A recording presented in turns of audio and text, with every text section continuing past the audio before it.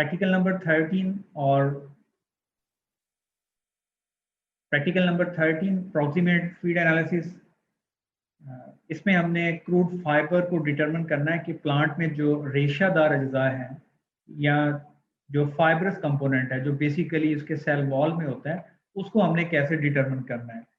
तो प्लांट में मौजूद जो कार्बोहाइड्रेट्स होती हैं या कोई भी कार्बोहाइड्रेट्स जो है उनको हम दो कंपोनेंट में डिवाइड करते हैं, एक को स्ट्रक्चरल कहते हैं, दूसरे को non structural carbohydrate. Non structural carbohydrate में ग्लूकोज, स्टार्च वगैरह आ जाती हैं, और स्ट्रक्चरल में सेल वॉल कंपोनेंट होते हैं जो सेलुलोज, हेमीसेलुलोज और इसके अलावा लिग्निन भी इसमें मौजूद होता है।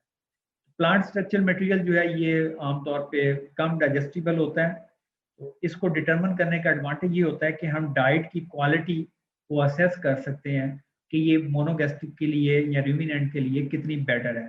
आमतौर पे इससे हम डाइट्स को रूमिनेंट के लिए ज़रूर कैटेगराइज कर सकते हैं कि जिसमें फाइबर कंटेंट ज़्यादा होंगे वो डाइट मोनोगैस्ट्रिक स्पीशीज़ के लिए बेटर नहीं होगी, या हम कहेंगे कि ये डाइट मोनोगैस्ट्रिक स्पीशीज़ के लिए तो उतनी क्वालिटी की डाइट नहीं है कि इसमें फाइबरस कंपोनेंट ज़्यादा है, क्योंकि रीज़न यही है कि फाइबरस कंपोनेंट जो है वो मोनोगैस्ट्रिक स्पीशीज़ में डाइजेस्टिबल बहुत कम होता है, तो इस वजह से वहाँ से उसको न्यूट्रिशन नहीं मिलती।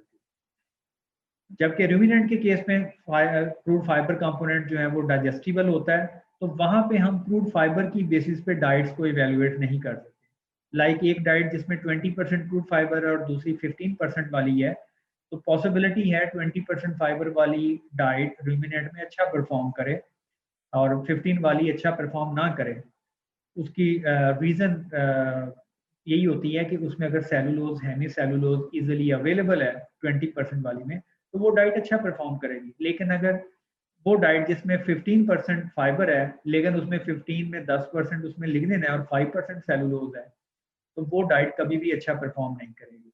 तो क्रूड फाइबर की बेसिस में हम रूमिनेंट्स की डाइट्स को इवेलुएट नहीं करते। वहाँ पे हमारे पास एक और सिस्टम होता है जिसको हम बार्न स्विस्ट फाइबर फ्रैक्शंस कहते हैं या बार्न स्विस्ट स्कीम ऑफ एनालिसिस। उसमें हम फाइबर की फ्रैक्शनेशन करते हैं, उस बेसिस पे फिर हम डिसाइड करते हैं।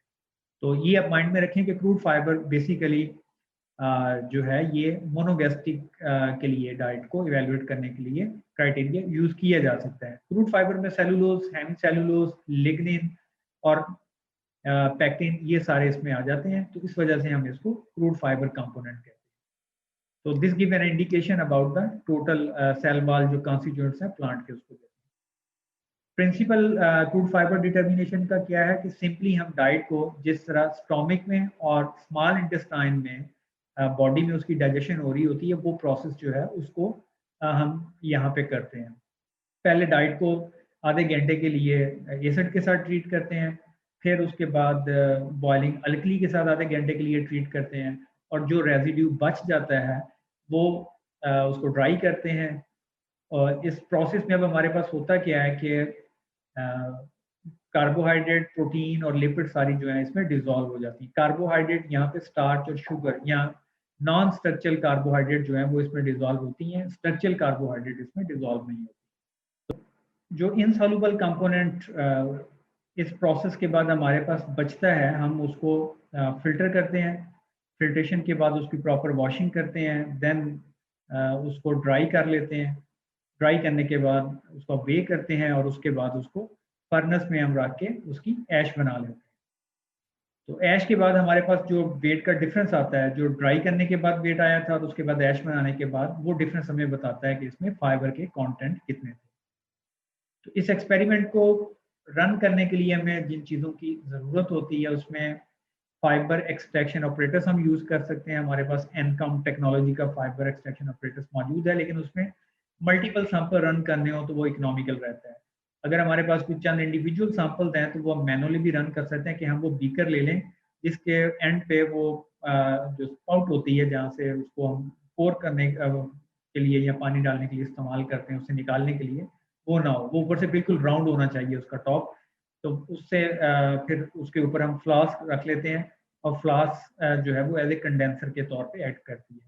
तो इस पर्पज़ के लिए 600 टॉल जो बीकर है वो सफिशिएंट है, और उसके ऊपर एक फ्लास्क, उसमें पानी डाल के हम उसको एक एक्सट्रैक्शन ऑपरेटर्स बना लेते हैं। फिल्ट्रेशन के लिए हमें पंप की सक्शन पंप की ज़रूरत होती है, जिसके साथ एक फनल जो है वो अटैच होती है, दैट इज़ ए बुकनर फनल। और इसके साथ देन हम एक फिल्ट्रेशन फ्लास्क भी अटैच कर देते हैं कि फिल्ट्रेट जो है वो उसमें जाता रहे। अगर ये ना भी हो तो फिर भी हम सिंपल मेथड से भी इसकी फिल्ट्रेशन कर सकते हैं कि मुस्लिन क्लॉथ जो है उसको किसी भी बीकर के ऊपर लगा के आप उसको कर लें, तो ये एक स्लो प्रोसेस होगा, फिल्ट्रेशन में इसमें टाइम लगेगा। क्रूसिबल हमें चाहिए होता है ड्राई करने के लिए, और ऐश बनाने के लिए स्पैचुला होता है कि जिससे हम सैंपल को हिला सकें, मिक्स कर सकें। क्लॉथ फिल्ट्रेशन के लिए यूज़ करते हैं। सॉल्यूशन इसमें जो हमें रिक्वायर्ड होते हैं वो सल्फ्यूरिक एसिड का 1.25% या 0.55 नॉर्मल। इस तरह सोडियम हाइड्रोक्साइड का सॉल्यूशन हमें रिक्वायर्ड होता है 0.313 नॉर्मली या 1.25% वेट बाय वॉल्यूम। तो ये सॉल्यूशन जो है ये इसमें हम यूज़ करते हैं। कैसे बनाना है ये उसके लिए फार्मूला है, you can use this formula particularly sulphuric acid के लिए, क्योंकि सल्फ्यूरिक एसिड की अगर स्पेसिफिक ग्रेविटी और प्योरिटी चेंज होती है तो हमें वॉल्यूम चेंज करना पड़ता है सॉल्यूशन बनाने के लिए। जबकि सोडियम हाइड्रोक्साइड सॉलिड फॉर्म में अवेलेबल होता है, तो सिंपली आप 1.25 ग्राम को पे करें और वाटर में मिक्स कर लें और इतना वॉल्यूम कर लें जो आपका 100 ml हो जाए, तो that would be 1.25%। Sulphuric acid क्योंकि वेट में नहीं है, ये लिक्विड फॉर्म में है, वॉल्यूम है इसका, तो इसको वेट में कन्वर्ट करने के लिए स्पेसिफिक ग्रेविटी को हम यूज़ करते हैं। सिंपली इसके लिए 1 ग्राम सैंपल मिनिमम वे कर लें, और ये फैट फ्री होना चाहिए। अगर फैट फ्री नहीं है तो 2 ग्राम सैंपल ले लें और उसको फैट फ्री करने के बाद यूज़ करें। सैंपल को आप वे करने के बाद बीकर में डाल लें, उसके बाद 200 ml 1.25% सल्फ्यूरिक एसिड उसमें ऐड करें, उसको हीट करना शुरू करें, और जब उसमें बॉइलिंग स्टार्ट हो जाए तो फिर आप 30 मिनट तक वे करेंगे। बॉइलिंग से या हीट करने से पहले आप एक फ्लास्क में डिस्टिल वाटर डालकर उस बीकर के ऊपर रख दें, तो वो एक कंडेंसर के तौर पे एक्ट करेगा। तो जब बॉइलिंग स्टार्ट हो जाए तो केयर करें कि उसमें से मटेरियल बीकर से बाहर ना आए, और सेकंड ये है कि जो पार्टिकल उसके साथ वॉल के साथ लग जाएं उनको रॉड के साथ थॉरोली मिक्स कर लें। और अगर वाटर की इवेपोरेशन हो रही है तो सिंपली आप वॉल्यूम जो है उसको डिस्टिल वाटर डालकर मेंटेन करें 200 ml। तो 30 मिनट बॉइलिंग के बाद उसको आप ठंडा होने दें, देन उसके बाद उसको फिल्टर कर लें मुस्लिन क्लॉथ और बुकनर फनल और सक्शन पंप को यूज़ करते हुए। इसके बाद जो फिल्ट्रेट आपके पास रेजिड्यू ऊपर बच जाता है कपड़े के ऊपर, उसको प्रॉपर्ली वॉशिंग दें। वॉशिंग देने के बाद आपके पास रेजिड्यू जो है वो एसिड फ्री होना चाहिए। अगर आप एसिड फ्री नहीं करेंगे तो वो फिर जब अल्कली के साथ ट्रीट करेगा तो वहाँ पे साल्ट फॉर्मेशन हो जाएगी। अब उसी को आप रेजिड्यू को ट्रांसफर कर लें सेम बीकर में 200 ml, उसमें सोडियम हाइड्रोक्साइड डाल दें, 1.25% सॉल्यूशन हमने तैयार किया था उसका। इसको भी स्टार्ट करें हीट करना। उससे पहले उसके ऊपर आप फ्लास्क में पानी डाल के डिस्टिल वाटर डाल के रख दें ताकि वो कंडेंसर के तौर पे। तो 30 मिनट तक इसको बॉयल करें। उसी तरह फिर आगे इसकी फिल्ट्रेशन कर लें। फिल्टर करने के बाद जो रेजिड्यू कपड़े के ऊपर बच जाए उसको आप प्रॉपर वॉशिंग के बाद डिस्टिल वाटर से वॉशिंग सफिशिएंट है, लेकिन अगर आप फील करते हैं तो नाइट्रिक एसिड भी यूज़ कर लें।